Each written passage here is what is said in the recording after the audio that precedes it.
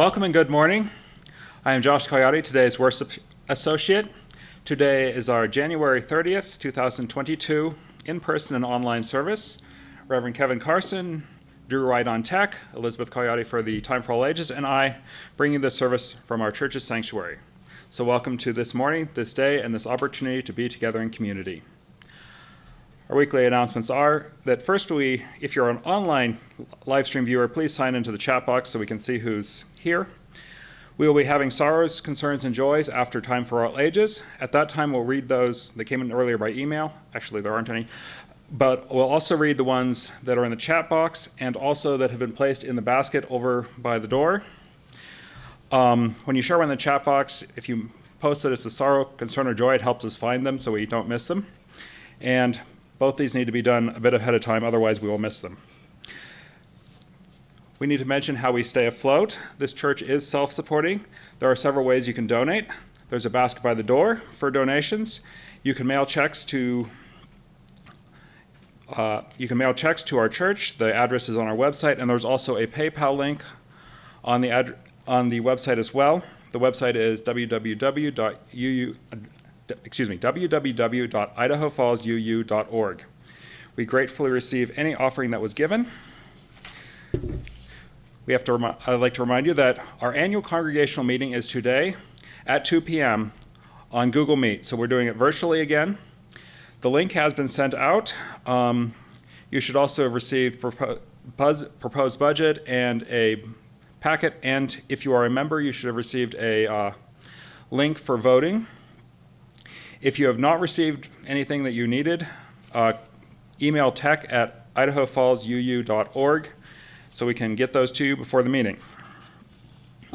Women's group will be meeting here at 5:30 p.m. on Friday this week. Let's see. And we're looking. UUCIF has been involved with the People in Need Coalition for helping homeless and providing breakfast on Saturday. They are in need of several things, including empty boxes and plastic bags. Those can be brought to the church. They're also looking for volunteers to help serve on Saturdays.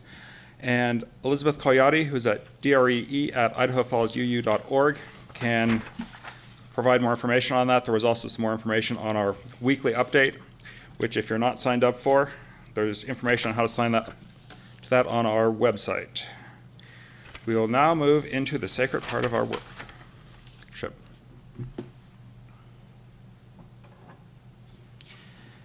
As I ring the peace bowl 3 times, take deep breaths and relax so we can move into worship. For this moment in time, let go of our anxieties, fears, and worries. Be in this moment.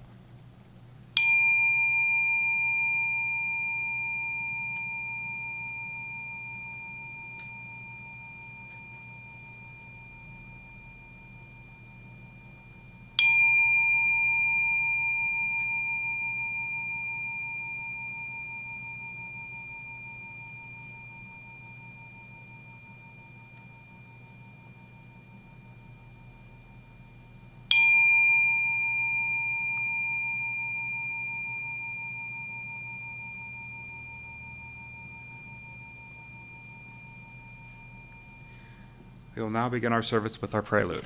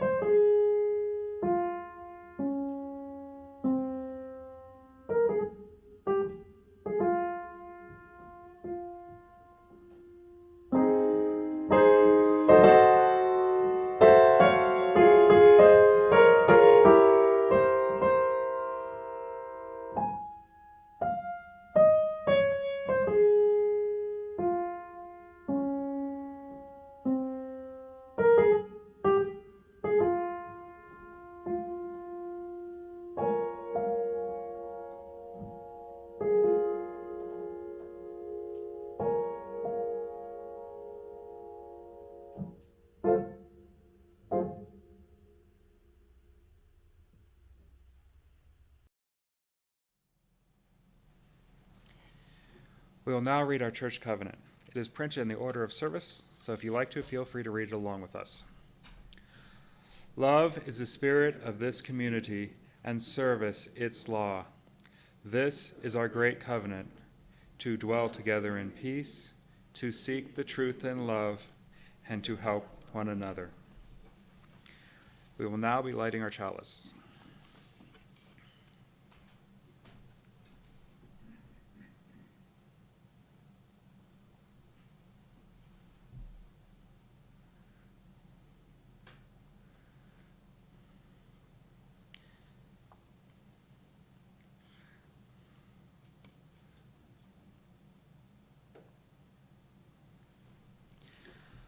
Life is a gift for which we are grateful. We gather in community to celebrate the glories and mysteries of this gift.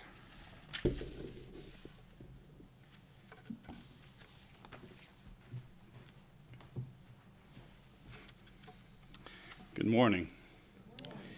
Our call to worship this morning is the poem Pan With Us by Robert Frost. Pan came out of the woods one day. His skin and his hair and his eyes were gray.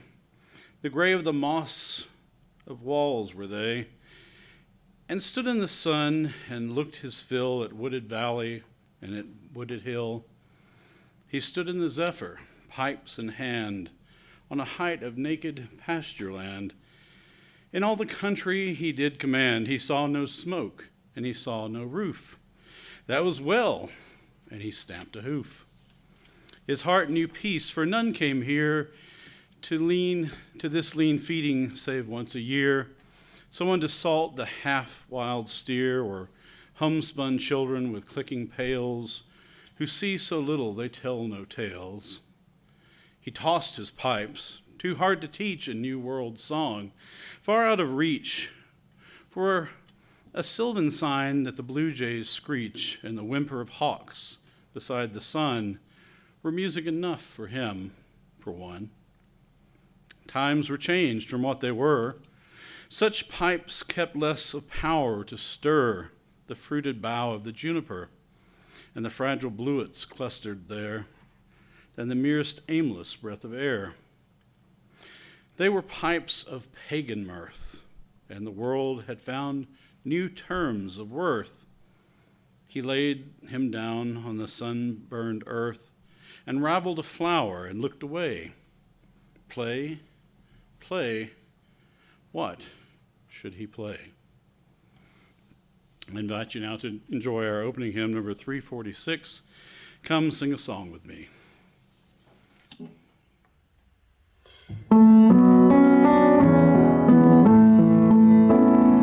Come sing a song with me. Come sing a song with me. Come sing a song with me, that I might know your mind. And I'll bring you hope when hope is hard to find. And I'll bring a song of love and a rose in the winter time. Come dream a dream with me. Come dream a dream with me. Come dream a dream with me, that I might know your mind. And I'll bring you hope when hope is hard to find. And I'll bring a song of love and a rose in the winter time. Come walk in rain with me. Come walk in rain with me. Come walk in rain with me, that I might know your mind. And I'll bring you hope when hope is hard to find. And I'll bring a song of love and a rose in the winter time. Come share a rose with me. Come share a rose with me. Come share a rose with me,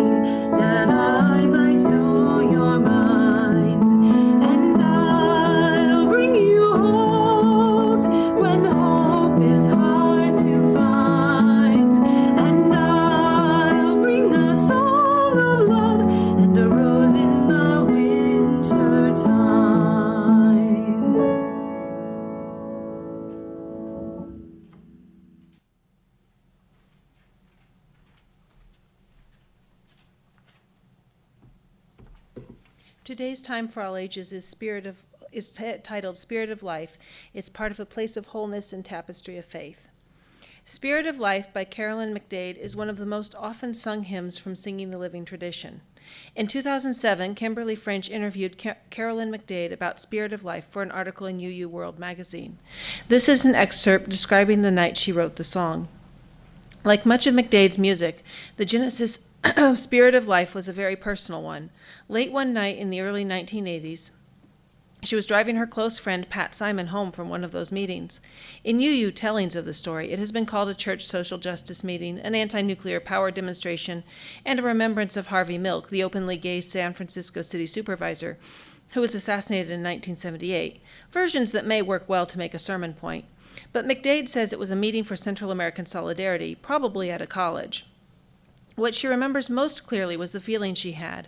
When I got to Pat's house, I told her, "I feel like a piece of dried cardboard that has lain in the attic for years. Just open wide the door and I'll be dust." I was tired, not with my community, but with the world. She just sat with me, and I loved her for sitting with me. McDade then drove to her own home in Newtonville. I walked through my house in the dark, found my piano, and that was my prayer. May I not drop out. It was not written, but prayed. I knew more than anything that I wanted to continue in faith with the movement. The song started as a prayer by a woman who was trying to stay in faith with a larger social justice movement, but Spirit of Life slowly grew into a life of its own. The song spread to Unitarian Universalist congregations, and when the Unitarian Universalist Association published Singing the Living Tradition in the early 1990s, Spirit of Life was included. It had become an important hymn for Unitarian Universalists. For many Unitarian Universalists, this hymn is a regular part of coming together. A creative Unitarian Universalist added hand signals. Some churches use Spirit of Life as part of their weekly worship ritual, as the chalice lighting or as part of the closing. It has also been sung as a prayer for strength. As hundreds of Unitarian Universalists gathered to prepare for the banner parade at the 2003 Unitarian Universalist Association General Assembly, a man from Colorado experienced a heart attack in the middle of the crowd. As medical first responders worked to save his life, of the others gathered spontaneously broke into singing Spirit of Life. Spirit of Life began as a prayer by a single woman with no intention of it becoming a hymn for a religious movement. However, that is exactly what happened to it. In the hymn we sing, "Roots hold me close, wings set me free." In this case, the roots are the prayerfulness that is at the center of the song's creation, and the wings are all of us who sing it and spread it throughout our faith community. The end.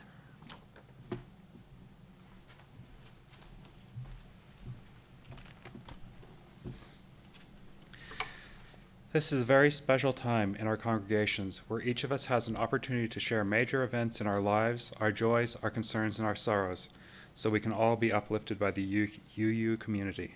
As the minister reads the sorrows, concerns, or as I read the sorrows, concerns, and joys that were given us, the minister will light a candle. From Amanda Logan and Drew White, happy birthday to Amanda's dad, Rob Logan. We love you.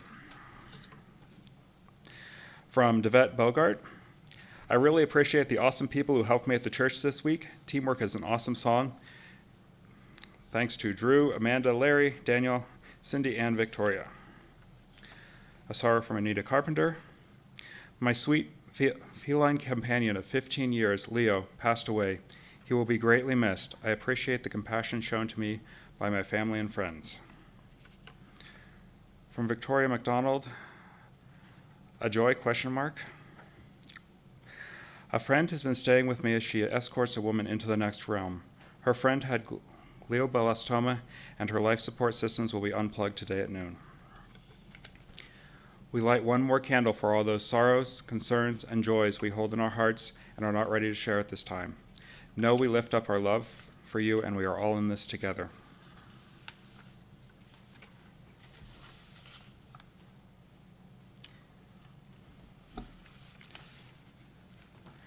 Now for reading.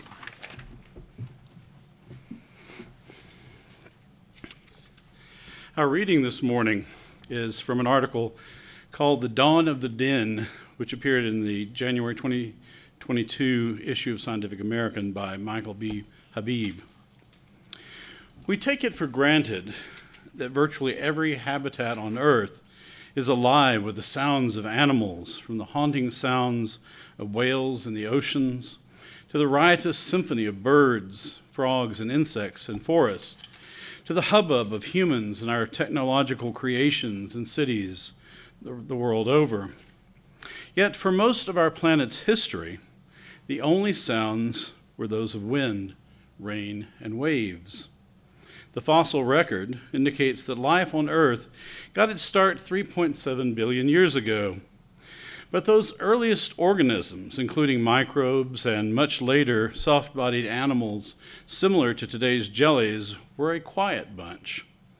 It was not until the evolutionary burst that occurred in the Cambrian period between 541 million and 485.4 million years ago that animals acquired some basic sound-making behaviors related to locomotion and predation.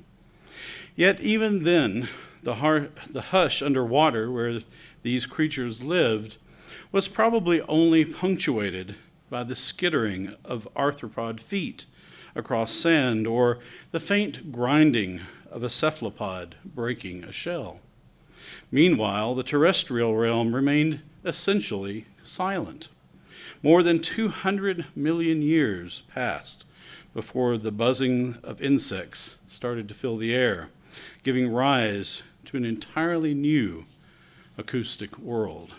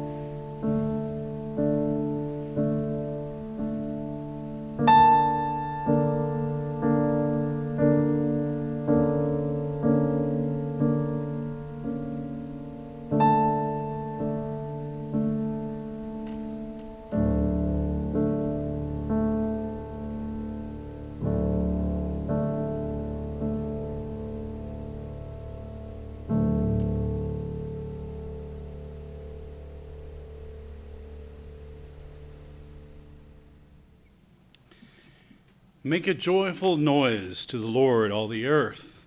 Worship the Lord with gladness. Come into his presence with singing. So begins Psalm 100 in the Hebrew Scriptures, one of over 60 references to singing and playing instruments in Psalms and other books of the Hebrew Bible. Though we usually think of the Psalms as sacred poetry and encounter them in spoken form, the word psalm, in fact, means song in Hebrew.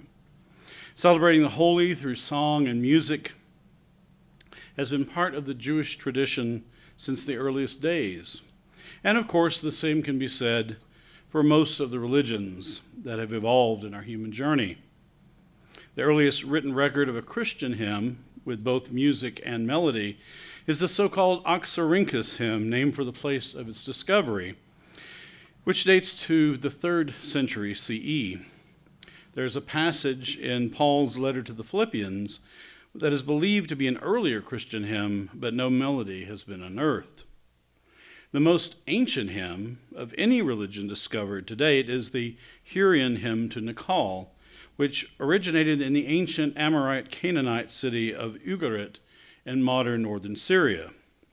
It was recorded in cuneiform clay tablets and dates to around 1400 BCE.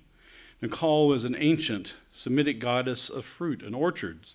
The musical interlude you just heard this morning featured a modern adaptation of this ancient hymn. And though the Islamic relationship to music is a bit more complicated than the other Abrahamic faiths, since its beginning, the Adhan, the Muslim call to prayer, has been lyrically voiced by muezzin, traditionally from atop a minaret, so that all could hear. Chanting, singing, and playing ritual instruments has also been a part of many Eastern traditions and indigenous spiritual practices for thousands of years, probably going back tens of thousands of years. Anthropologists and archaeologists have confirmed that music has existed in some form in every known culture, serving a variety of roles from entertainment to validating social institutions, with the most universal role being its use in religions. And the evidence suggests this was true among our earliest human ancestors. The earliest musical instrument discovered to date is a 60,000-year-old Neanderthal flute made from the thigh bone of a young cave bear. Perhaps it had no spiritual significance, but whoever carved the flute likely lived in a world which blurred the lines between the spiritual and ordinary aspects of life much more than we do, so it is easy to imagine that it had a ritual purpose. I could name many more examples, but it suffices to say that we have been making a joyful noise to honor and celebrate the sacred for a very long time. It seems to be a natural impulse of being human. But of course, making music is not something limited to sacred purposes, nor is letting our presence be known through vocalizations a trait unique to our human species. Insects and animals of all sorts generate sound for a variety of reasons, from everyday communication with other members of a pack or flock, to mating rituals for the propagation of their kind, to asserting dominance and maintaining social order. Anyone who has a pet, especially a dog or cat, can attest to the abilities of our animal companions to communicate a host of emotions and desires through sound, and to understand a remarkable vocabulary of human words and phrases. Archaeological evidence suggests that dogs have been human companions for at least 30,000 years, so we have been learning each other's language for a very long time.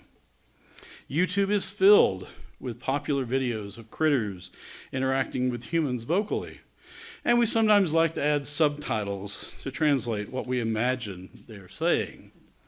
Our Malamute Holly was not only a prodigious talker communicating with us through her classic woo-woo language, but she also learned to use noisy gestures to get her needs met, such as scratching at doors loudly to have us open them, or smacking her empty metal water bowl repeatedly to let us know she needed more water.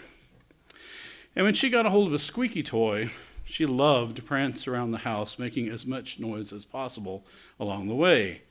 Talk about a joyful noise. I'm not sure if she simply reveled in making a ruckus or just wanted everyone to know that she had the thing to have. In nature, it is hard to forget the sounds of a wolf's howl, an elk's bugle, the cry of a hawk, or the many sounds of songbirds around us. Even now in the dead of winter, there are birds to be heard, especially if you have a bird feeder. A hawk flew by my window just as I wrote that sentence. The daily squabbles between the sparrows, finches, and starlings that visit our feeders erupts in a cacophonous symphony at times that would make John Cage envious. The web of life is filled with sound. We humans, along with our modern mammals, reptiles, and amphibians, have a larynx containing our vocal cords, which is located near the top of our trachea, allowing us to generate a variety of sounds. From the fossil record, the structure seems to have developed in vertebrates around 300 million years ago. Birds, on the other hand, which evolved about 150 million years ago, have a different anatomical structure called the syrinx, which sits near the bottom of their main airway and allows them to make two different sounds at the same time with much less effort. This is why they produce such a wide variety of sounds that can also be quite loud and penetrating. If you have ever camped near a roosting owl or a whippoorwill and tried to sleep, you know just how loud an incessant birdsong can be. But can you even imagine a world without the songs of birds? It is no wonder why my daughter's namesake, the writer and environmentalist Rachel Carson, raised awareness about DDT and other poisons entering the food chain and decimating bird populations by imagining such a possibility in her famous work, Silent Spring. Humans have never lived in a world without birdsong or the songs of other creatures. And I believe it touches something deep and primal in our soul. I cannot imagine the different way a person without hearing experiences the world, but having enjoyed the sounds of nature in so many forms, I hope I never lose this ability in life. In the animal world, primates are our closest living relatives, so it is only natural that researchers have looked at the sounds and gestures of apes and monkeys, and chimpanzees in particular, for clues about the behavior of our earliest human ancestors and the language and how it evolved. But while it is well known that apes and monkeys use a variety of gestures and calls in their interactions with one another, and that some apes have been taught a remarkable gesture vocabulary by researchers, they do not possess the equivalent of human language with structure and grammar. Their vocabulary seems limited to manipulative behaviors, vocalizations, and gestures that are intended to achieve a desired result, such as, "Give me a banana." Their language has purpose, but is not referential or descriptive like humans. A chimpanzee would not say something like, "The sky is blue," in their language. But one key feature of primate communication that has been discovered is that there is a musical quality that may provide a clue about the importance of music making in the evolution of human language. The archaeologist Stephen Mithen writes about some recent studies of gelada monkeys and gibbons in his book, The Singing Neanderthals, The Origins of Music, Language, Mind, and Body.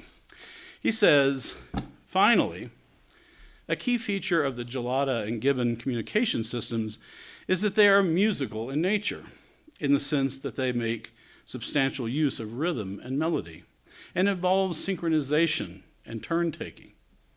Again, depending on how one would wish to define musical, this term could be applied to non-human primate communication systems as a whole. Mithun goes on to speculate that around 6 million years ago, when pre-human ancestors began to evolve different anatomical features such as bipedalism, they also began to expand their capacity for communication early on. He calls the early hominid communication system spelled with an H followed by 4 M's, which is an acronym for an acronym for holistic, multimodal, manipulative, and musical. Like non-human modern primates, Mithun suggests their language would have been holistic in communicating a single idea with a sound or gesture, such as beware of that snake, rather than combining a string of words into a sentence. It would have been multimodal in combining vocalizations with gestures. It would have been manipulative in purpose and somewhat musical in form in the loose sense. In general, it would have been a communication system much more complex than found among non-human primates, but one quite different from human language. As our ancestors continued to evolve larger brains, an important 5th M comes into play: mimetic. It is likely that the earliest members of the Homo genus began to develop an increased capacity for imitating and repeating complex oral vocalizations, leading to the beginnings of true language. And an important component of this was the ability to make musical vocalizations together. In other words, to sing. There is far too much material in Mithun's book about the specific development and evolutionary benefits of humans making music to cover this morning. But on a high level, he suggests it contributed to social bonding, transferring knowledge, and the development of ritual behaviors, as you might expect. And it also played a role in parent-infant bonding and other aspects of life that continue to this day. And with respect to language and memory, it is likely that the musical nature of language fed into a kind of feedback loop in the evolution of our brain and cultural complexity. Research from many sources has proven that the repetitive quality of music, with its rhythm and melody, helps our brains form patterns that enhance memory. Just think of how easy it is to recall something like the ABCs song, and how hard it is to say your ABCs without hearing that tune in your head. Studies have shown that listening to music can even help stroke survivors recover more verbal memory with less confusion and more focus. And this is just one of the benefits of music. Other research has shown how listening to or making music can reduce stress, improve mood, lessen anxiety, improve exercise, ease pain, provide comfort, improve cognition, and help children with autism spectrum disorders. There's promising evidence that music can assist Alzheimer's patients with recalling lost memories and maintaining mental abilities. Although much of Mithun's work is admittedly speculative, as more studies reveal the effects of music on our bodies and minds, I believe there is good reason to believe that music has played a critical role in human evolution, as he theorizes. It is an important part of what it means to be human. We are hardwired to make a joyful noise in our celebration of being alive. These last 2 years of struggling with the COVID pandemic has been very hard on everyone. And with respect to worship services, finding a way to enjoy music, which plays such an important role in our community worship, has been tough. It is a frequent topic of discussions among the various online ministry groups I follow. Since we reopened for in-person worship in November, the question of resuming congregational singing has come up several times. But the best guidance on this remains to refrain for now. Breathing deeper in and out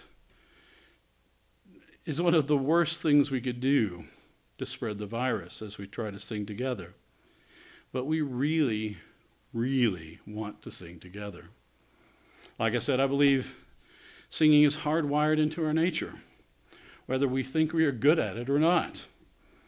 And sometimes it is wordless music, or even music sung in a language we do not understand, that can stir our souls like nothing else.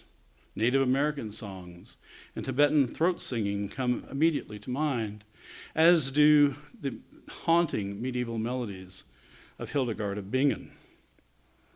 I am so grateful for the beautiful music Jessica provides for us each week, and the amazing amount of online music that is available.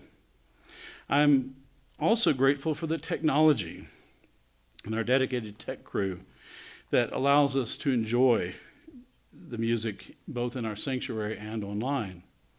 I've often remarked that one of the advantages of our virtual services is that we have access to some of the world's most talented choirs and orchestras to invite into our worship services.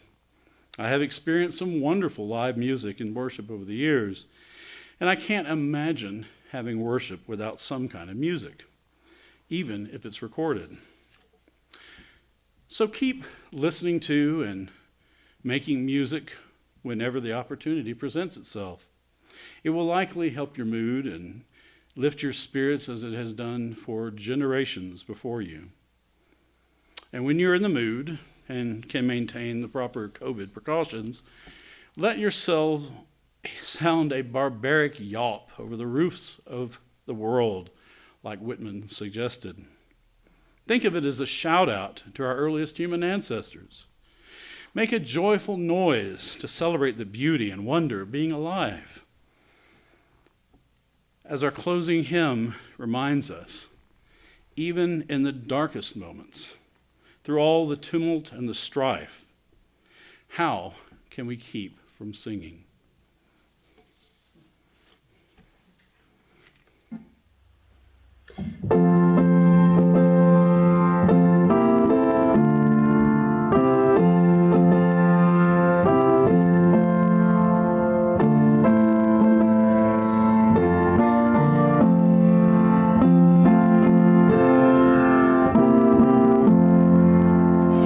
My life flows on in endless song.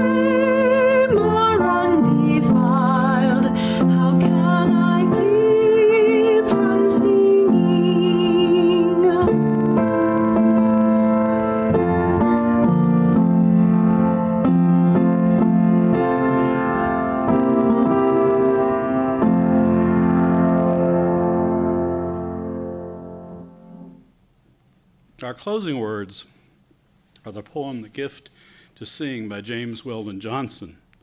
A note about the author: James Weldon Johnson was born in Florida in 1871 and was a national organizer of the NAACP.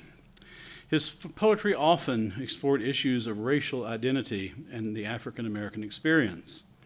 He is probably best known for writing the lyrics to the song "Lift Every Voice and Sing," which is often referred to as the Black National Anthem. It was set to music by his brother. The Gift to Sing. Sometimes the mist overhangs my path, and blackening clouds around me cling. But oh, I have a magic way to turn the gloom to cheerful day. I softly sing. And if the way grows darker still, shadowed by sorrow's somber wing, with glad defiance in my throat, I pierce the darkness with a note and sing and sing. I brood not over the broken past, nor dread whatever time may bring. No nights are dark, no days are long, while in my heart there swells a song, and I can sing.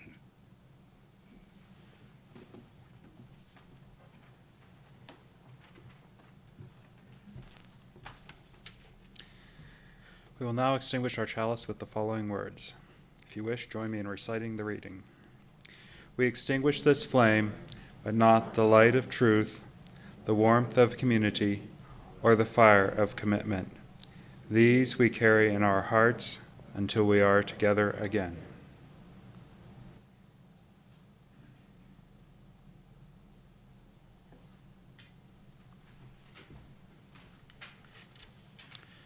We'll see most of you at the annual meeting at 2 p.m.